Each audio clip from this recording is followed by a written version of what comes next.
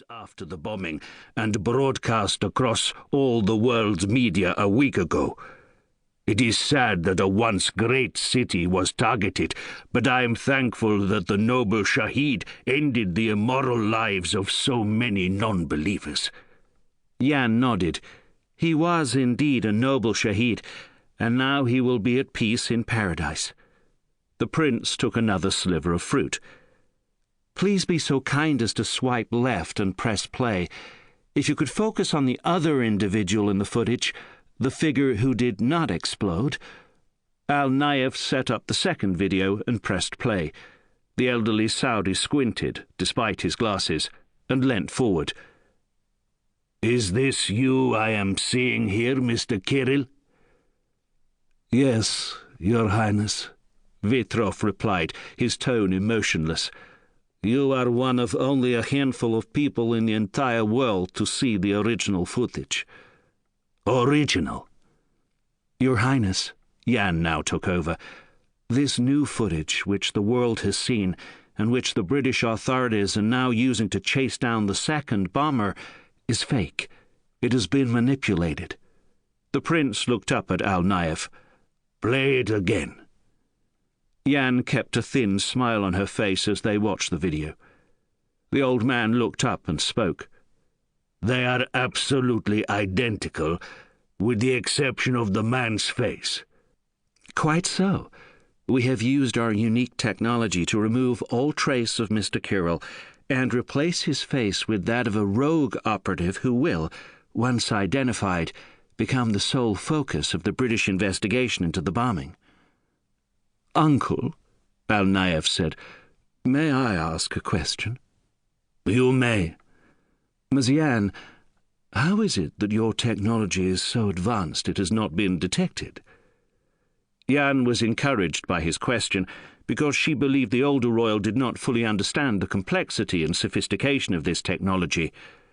"That is the salient question, Your Highness, and one that can be answered with a simple statement.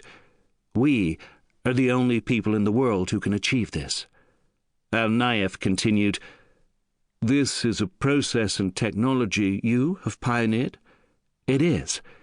We believe it will be at least 5 years until anyone else can achieve anything remotely rivaling this, and by that time we will be 2 generations ahead." "A powerful tool." "Nephew, it is not a tool," the older Saudi said, suddenly understanding. "It is a weapon." Chen nodded. "It is, Your Royal Highness." "We would like to use this technology to aid our cause," the older royal stated. "Now let us discuss how." Chapter 1. Port Hercule, Monaco. Jack Tate's hair was long, so was his beard, and both itched. Wrap-around sunglasses and a dark baseball cap obscured his face.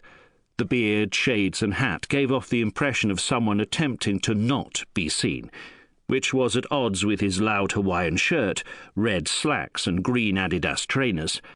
Tate wasn't attempting to be hip. He was trying to look like someone else. Igor Blok, a Russian assassin held in a black site at an undisclosed location in Eastern Europe.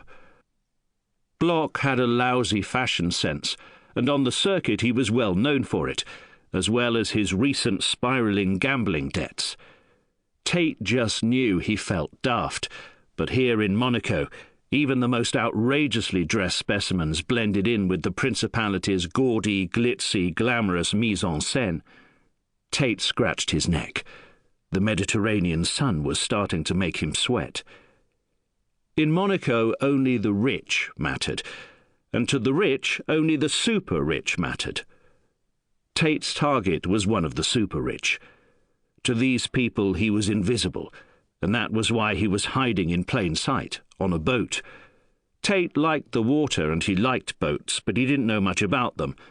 The one he was lounging in was a Tullio Abate Soleil 35, which meant it had been made by the Tullio Abate shipyard and was 35 feet in length. But he only knew this from reading the sales advert for the vessel. When dressed